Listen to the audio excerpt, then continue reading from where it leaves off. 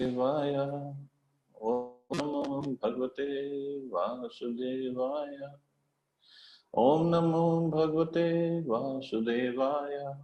Narayanam Namaskritya Naram Chaiva Narottamam Devim Saraswatim Vyasam Tato Mudirayet Nashtaprayeshu Bhadreshu Nityam Bhagavata Sevaya Bhagavati Uttam Shloke Bhaktir Bhavati Nashtike. So continuing with our discussion on Srimad Bhagavatam, first canto, third chapter, text 25 onwards today. Athaso yug sandhyayam dasyu prayeshu rajasu janita Vishnu yashaso namna kalkir jagatpatihi. Thereafter, at the conjunction of the two yugas, the Lord of the creation will take his birth as a Kalki incarnation and become the son of Vishnu Yasha. At this time, almost all the rulers of the earth will have degenerated into plunderers. In the purport Prabhupada writing, here is another foretelling of the advent of Lord Kalki, the incarnation of Godhead. So, because Bhagavatam was compiled about 5,000 years ago, and afterwards these incarnations, Buddha and Kalki Avatar was going to come. So that's why he's saying it's another foretelling. So, and like in the verse it says, the Lord of the creation will take his birth as Kalki incarnation. So this is also important that all the incarnations are supposed to be mentioned in the scriptures somewhere. And details are given. He, the son of Vishnu Yasha. So his father name will be Vishnu Yasha. Of course, this more details of Kalki incarnation are given in Bhavishya Puran. Puran means history. Puran means historical stories. And it's, we can say it's an oxymoron when it says Bhavishya Puran. Bhavishya means old historical stories that are going to happen in the future. But this is the qualifications of Ved Vyasi, that he could see the future and then he could write it down in the scripture that this is going to happen. Similarly, Lord Buddha is also mentioned in Bhavishya Puran. And when is he going to come? He said at the conjunction of the two yugas. So Prabhupada is writing, he is to appear at the conjunction of the two yugas, namely at the end of Kali Yuga and the beginning of Satyuga. The cycle of the four yugas, namely Satya, Treta, Dwapar and Kali, rotates like the calendar months. The present Kali Yuga lasts 432,000 years, out of which we have passed only 5,000 years after the battle of Kurukshetra and the end of the regime of King Parikshit. So there are 427,000 years balance yet to be finished. So 427,000 more years to go before Kali Yuga finishes and Satyuga starts. We think right now the Kali Yuga is very bad. Right now the situation is very bad. But it will get worse and worse and worse and worse. In 12th canto of Bhagavatam, whenever we get to that part, the description of the age of Kali is given and how bad it is going to become towards the end of Kali Yuga. We can't even imagine. But then people say, oh, how bad it's going to be. This is how, which is good if it makes us Krishna conscious, if it makes us more desperate or more willing to get out of here, to go back to the spiritual world. But to understand philosophically, we have been through many Kali Yugas before. It's not the first Kali Yuga we are in right now. We have been through many in different forms, different body, different planet, different universe. We have been through many, many Kali Yugas before. But that doesn't mean we should go through this one also. We should try to get back to the spiritual world as fast as possible. Prabhupada writing, the name of his father, Vishnu Yasha, a learned Brahman, and the village, Shambhal, are also mentioned. This village is mentioned, of course. More details are given in Bhavishya Puran.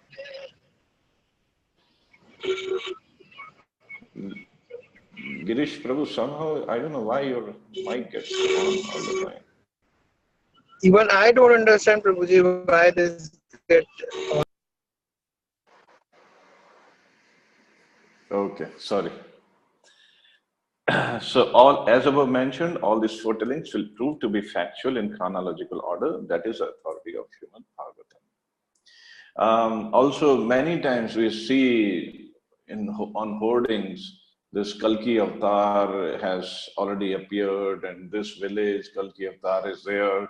We should go and worship there. I think in Punjab, Kapurthala, they claim Kalki Avatar is here, or he has already appeared. And in one text, long time back, I was reading some historian or some we can say historian or philosopher. They claimed that Hazrat Muhammad was the Kalki Avatar. I don't know how they came to this conclusion, but they were saying Hazrat Muhammad was Kalki Avatar. But this is all wrong because according to Bhagavatam, he will appear at the conjunction of two yugas. Means when the Kali Yuga is about to end and Satyuga is about to start, that is the time when Kalki Avatar will appear. अवतारा हि संख्येया हरे सत्व निधे द्विजा यथा विदासिना कुल्या सरसा स्युः सहस्रशः. O Brahmanas, the incarnations of the Lord are innumerable, like rivulets flowing from inexhaustible sources of water. So this is a instruction given in Bhagavatam that the incarnations of the Lord are innumerable. Although just Sud Goswami just mentioned a few incarnations here. It's like rivulets flowing from inexhaustible sources of water. The list of incarnations of the personality of Godhead given herein is not complete. It's only a partial view of all the incarnations. There are many others, such as Shri, Hayagriva, Hari, Hansa, Prishtingarbha, Vibhu, Satyasena, Vaikuntha, Sarvabhauma, Vishwaksena, Dharmasetu, Sudhama, Yogeshwara, and others of the bygone ages. Sri Prahlad Maharaj said in his prayers, "My Lord, you manifest as many incarnations as there are species of life, namely the aquatics, the vegetables, the reptiles, the birds, the bees, the men, the demigod, etc., just for the maintenance of the faithful and the annihilation of the unfaithful." Now, I don't know how the Lord appears in the species of vegetable, that I don't know, and what his activities would be. I have no idea. You advent yourself in this way in accordance with the necessity of the different yugas. In Kali Yuga, you have incarnated Gard as a devotee. So now, Kali Yuga, he came as Chaitanya Mahaprabhu also. But Chaitanya Mahaprabhu is called Channa Avatar. Channa means it's a garb, it's a covered incarnation. And moreover, it's not an incarnation because Krishna himself came as Chaitanya Mahaprabhu. So he is not incarnation, he is avatari, he is not avatar. He is a source of incarnation. So that way also we can understand. But Chaitanya Mahaprabhu is also Krishna himself. That's also mentioned in the scriptures about his appearance. There are many other places, both in the Bhagavatam and in other scriptures, in which the incarnation of the Lord as Sri Chaitanya Mahaprabhu is explicitly mentioned. In Brahm Samhita also, it is indirectly said that although there are many incarnations of the Lord, such as Ram, Narasimha, Varaha, Matsya, Kurma, and many others, the Lord himself sometimes incarnates in person. Lord Krishna and Lord Sri Chaitanya Mahaprabhu are not, therefore, incarnations, but the original source of all incarnations. So that's the beauty of Krishna and Chaitanya Mahaprabhu. But such incarnations are distinguished by specific such incarnations means the Shaktavesh avatar. Some incarnations mentioned above are almost plenary portions. For example, the Kumaras are empowered with transcendental knowledge. Sri Narad is empowered with devotional service. Maharaj Prithu is an empowered incarnation with executive function. Matsya incarnation is directly a plenary portion. So the innumerable incarnations of the Lord are manifested all over the universes constantly, without cessation, as water flows constantly from waterfalls. So without any stop, these incarnations of the Lord are manifested all over the universes and different planets. So we just know few incarnations that come on the earthly planet to perform their pastimes. So text 27. Rishyo manuvo deva manuputra mahojasa kalaha sarve hare reva saprajapatya smritaha. All the rishis, manus, demigods, and descendants of Manu were especially powerful are plenary portions or portions of the plenary portions of the Lord. This also includes the Prajapatis. Those who are comparatively less powerful are called Vibhuti, and those who are comparatively more powerful are called Avesh incarnations. So there are other incarnations also, which could be the Vibhuti. It means Krishna has given them the power to do something.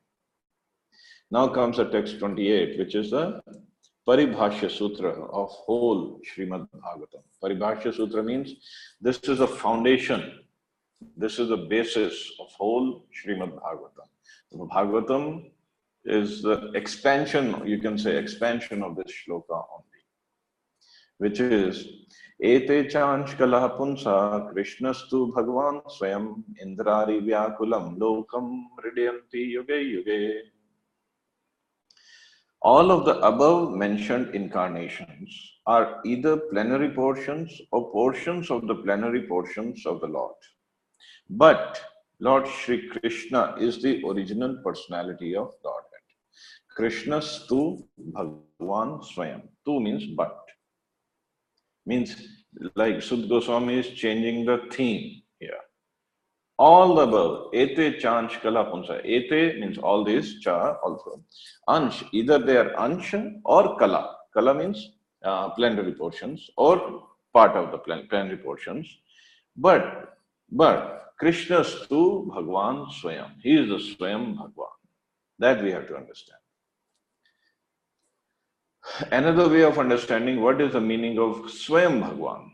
They all are Bhagwan in one sense. Bhagwan means, we read, like Parashar Muni gave this definition of Bhagwan, one who is full of 6 opulences. So all the incarnations or all the expansions of Krishna, they are also Bhagwan because they are, to a certain extent, they are full of all the opulences. Like Ram has also all the 6 opulences in full. But why Krishna is called Swayam Bhagwan? Swayam Bhagwan means he is completely independent Supreme Lord. Bhagwan Ram or Vishnu, Narayan, they all get the powers depending upon Krishna. But Krishna is not dependent on anybody. That is the meaning of Swayam Bhagwan. He is a Swayam Bhagwan. All of them appear on planets whenever there is a disturbance created by the atheists. The Lord incarnates to protect the theists. So he incarnates to protect the devotees and appear on the planets whenever there is a disturbance by the demons. So in this particular stanza, Lord Shri Krishna, the personality of Godhead, is distinguished from other incarnations. He is counted amongst the Avtaras incarnations because out of his causeless mercy, the Lord descends from his transcendental abode. Because Sudha Goswami mentioned in one of the shloka that he is an incarnation, but he is not. Avtar means one who descends. Not like that English movie Avtar, and they showed, I don't know, they showed different way of Avtar. But Avtar means one who descends. Descends means one who is in his spiritual abode and he comes on earth to perform some pastimes. All the incarnations of the Lord, including the Lord himself, descend on the different planets of the material world, as also in different species of life to fulfill particular missions. Sometimes he comes himself, and sometimes his different plenary portions or parts of the plenary portions or his differentiated portions, directly or indirectly empowered by him, descend on this material world to execute certain specific functions. Originally, the Lord is full of all opulences, all prowess, all fame, all beauty, all knowledge, and all renunciation. When they are partly manifested through the plenary portions or parts of the plenary portions, it should be noted that certain manifestations of his different powers are required for those particular functions. When in the room small electric bulbs are displayed, it does not mean that the electric powerhouse is limited by the small bulbs. The same powerhouse can supply power to operate large-scale industrial dynamos with greater volts. Similarly, the incarnations of the Lord display limited powers because so much power is needed at that particular time. But they have all the powers because the source of all the powers is Krishna. It's coming from Krishna. For example, Lord Parshuram and Lord Narasimha displayed unusual opulence by killing the disobedient Kshatriyas 21 times and killing the greatly powerful atheist Hiranyakashipu. Hiranyakashipu was so powerful that even the demigods in other planets would tremble simply by the unfavorable raising of his eyebrow. The demigods in the higher level of material existence many times excel the most well-to-do human beings in duration of life, beauty, wealth, paraphernalia, and all other respects. Still, they were afraid of Hiranyakashipu. Thus, we can simply imagine how powerful Hiranyakashipu was in this material world. But even Hiranyakashipu was cut into small pieces by the nails of Lord Narasimha. This means that anyone materially powerful cannot stand the strength of the Lord's nails. Similarly, Jamdagnya or Parshuram displayed the Lord's power to kill all the disobedient kings powerfully situated in their respective states. The Lord's empowered incarnation, Narad, and plenary incarnation, Varaha, as well as indirectly empowered Lord Buddha, created faith in the mass of people. The incarnations of Ram and Dhanvantari displayed his fame, and Balram, Mohini, and Vaman exhibited his beauty. Dattatreya, Matsya, Kumar, and Kapila exhibited his transcendental knowledge. Nar and Narayan Rishis exhibited his renunciation. So all the different indirectly or directly empowered incarnations of the Lord manifested different features. But Lord Krishna, the primeval Lord, exhibited the complete features of Godhead. And thus it is confirmed that he is the source of all other incarnations. So Krishna, when he came in his pastimes, he exhibited the complete features. All of the incarnations or his plenary portions, they exhibit a few powers which are required at that time for that particular pastime. But Krishna, since he is the Swayam Bhagavan, he is the source of all the incarnations. And just like in Brahm Samhita, it is mentioned about Krishna and other incarnations as if we have one lamp and we light many lamps by that lamp. So all the lamps will give the same candle power, but the original lamp is still the original lamp. That's how it's explained in Brahm Samhita.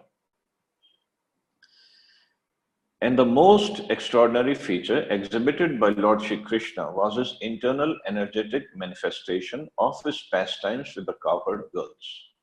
His pastimes with the gopis are all displays of transcendental existence, bliss, and knowledge. Although these are manifested apparently as sex love. The specific attraction of this pastime with the gopis should never be misunderstood. So Prabhupada is warning it here. Bhagavatam relates these transcendental pastimes in the 10th canto and of Lord Krishna's pastimes with the gopis. The Bhagavatam promotes the student gradually in 9 other cantos. So Krishna's to Bhagavan Swayam, this will be promoted or this will be explained in 9 cantos. So in 10th canto, we don't misunderstand Krishna and his pastimes with his gopis.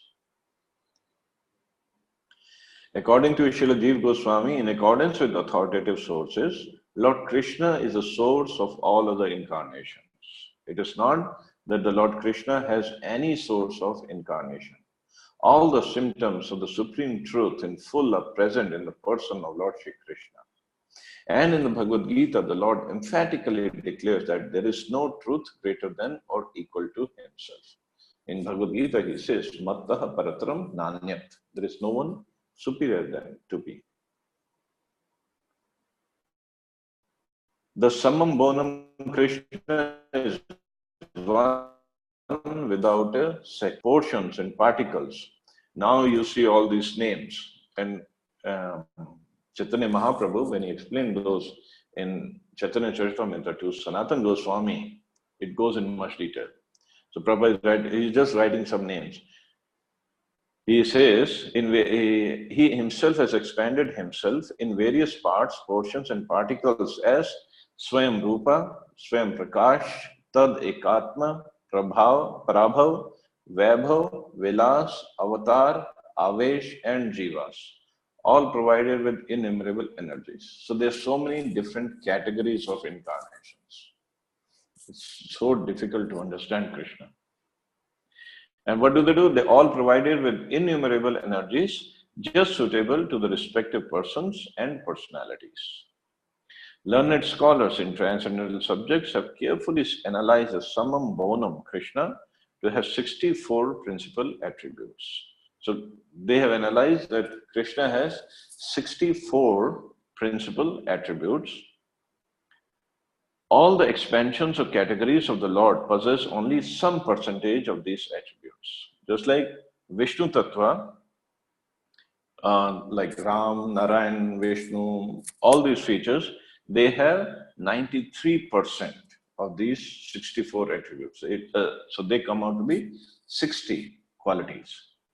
Krishna has 64, all the Vishnu expansions have 60.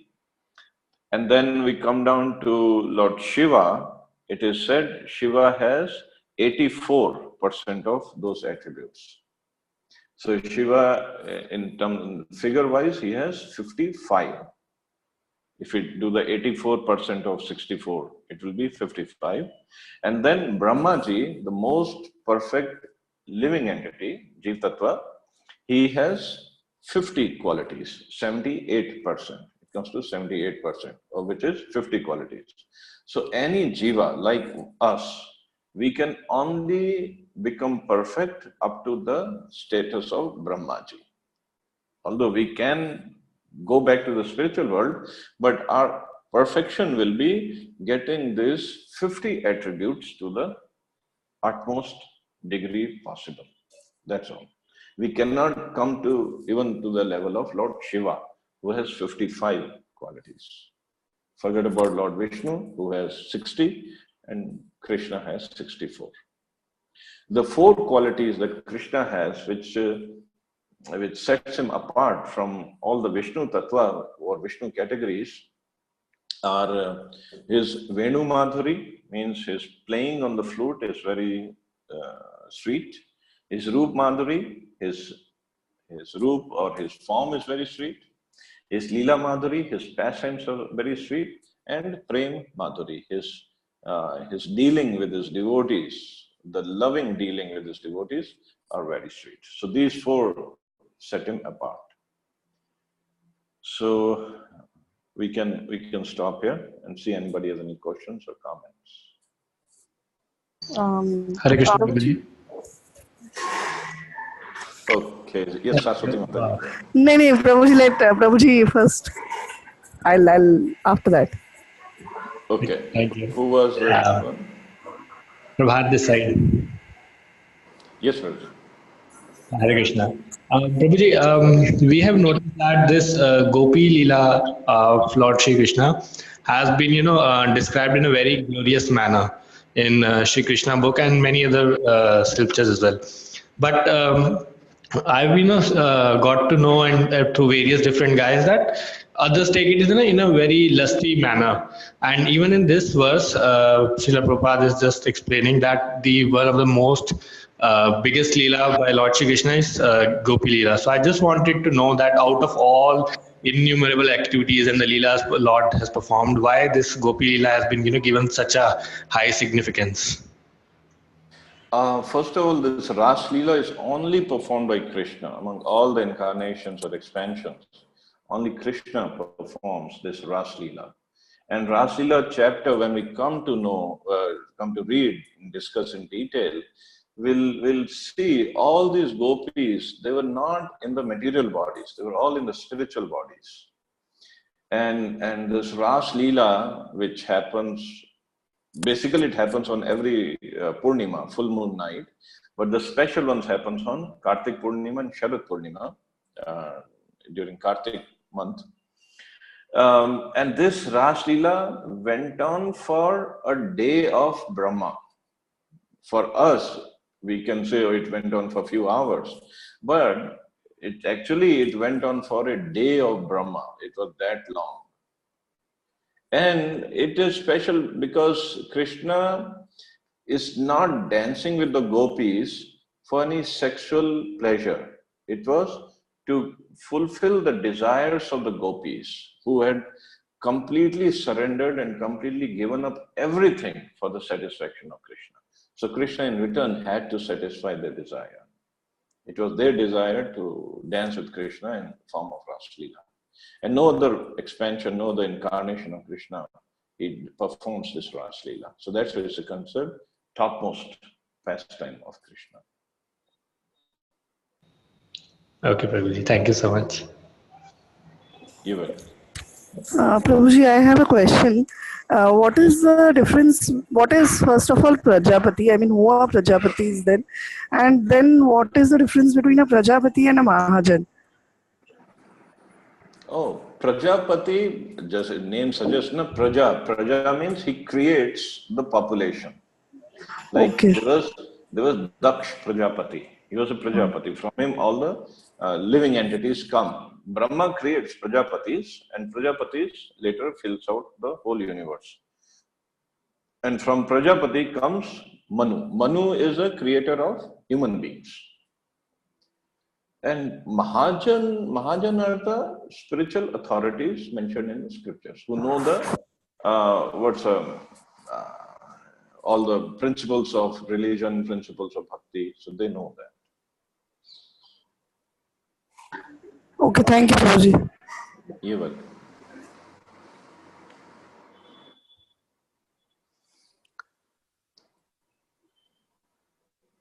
Any other question? Or Hare Krishna, Prabhuji. Hare Krishna, Prabhu.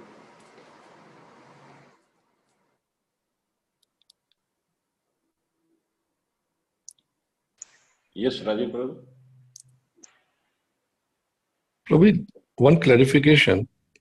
There's one current sadhu who recite Ramayan. I forgot his name, a very renowned one, and keep on doing Ram Katha. Okay. And he's, knows every shloka of Ramayan.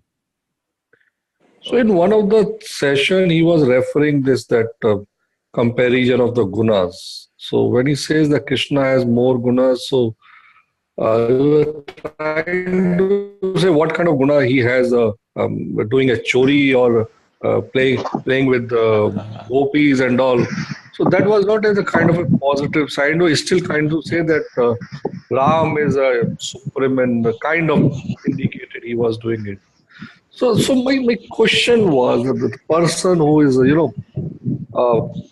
has so much of gyan of scripture and all, is it his love towards that if I am Bhagat of Ram, so everything is he, whosoever comes before me and nothing that I won't listen to that, and that is my everything. For example, for some of the people, for me, my father and mother are the everything.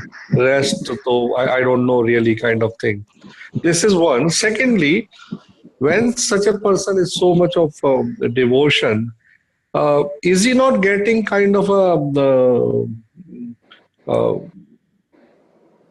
knowledge from Krishna that what is real and what is not real? When everything comes from the Krishna.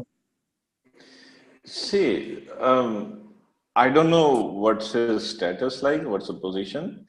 he could be on very high level of love with Ram. And obviously, if you are in love with, or if you are a servant of Ram, you don't want to even look at any other feature or any other incarnation or any other God. For them, Ram is a supreme, and which is right. There's nothing wrong with that.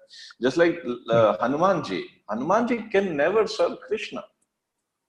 He was Right, always right, servant of Ram, and there's nothing wrong with that. right, right, right. Mm. And obviously, and of course, to justify the position, and Ram did display these pastimes as Maryada Purushottam, which is his beauty.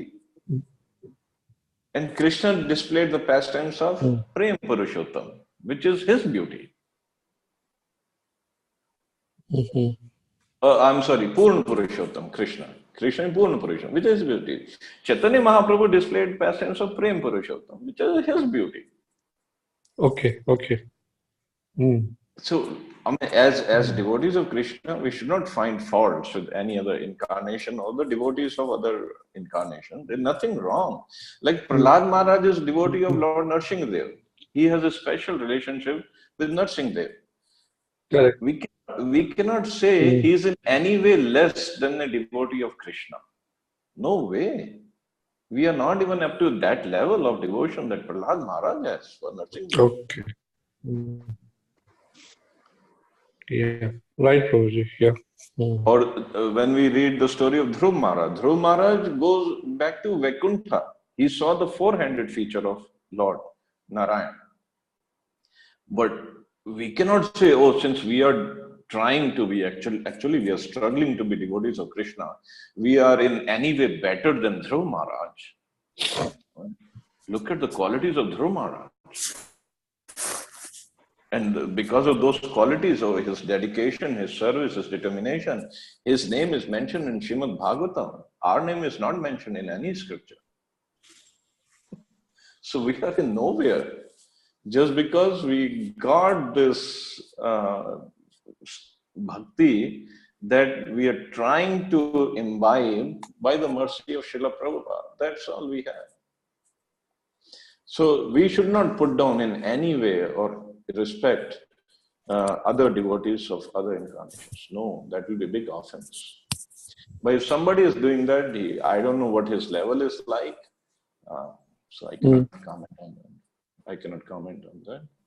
But it is, from my angle, it is wrong. He is a devotee of Ram. Yes, let him glorify Ram like anything. We also glorify Ram when time comes for Ram Navami or other time.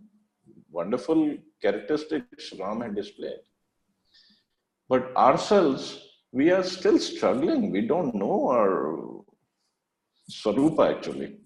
Swarupa means every jiva has his Swarupa, has his constitutional position, or has a specific relationship with the Lord. So when by doing this Vedhi Bhakti, following the rules and regulations of Bhakti, slowly, maybe this lifetime or maybe many lifetimes later, it will start to exhibit what's our relationship with which Lord, in where, in what bhava, in what rupa. We don't know anything yet. Yeah. Thanks, Prabhuji.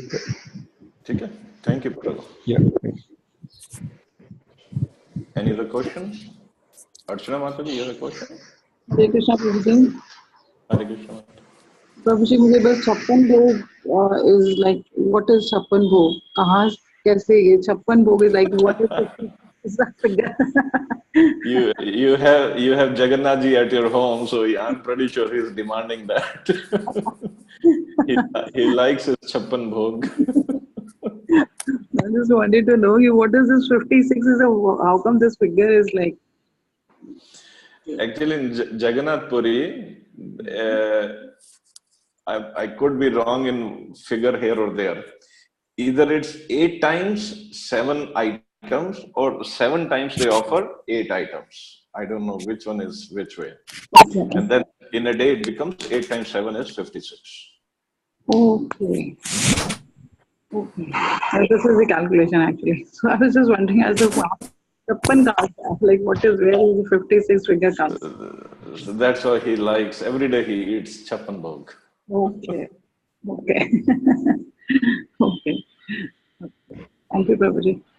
Thank you, Manta. Okay. Thank you, everybody. Hare Krishna. Jai Shri Prabhupada. Yes.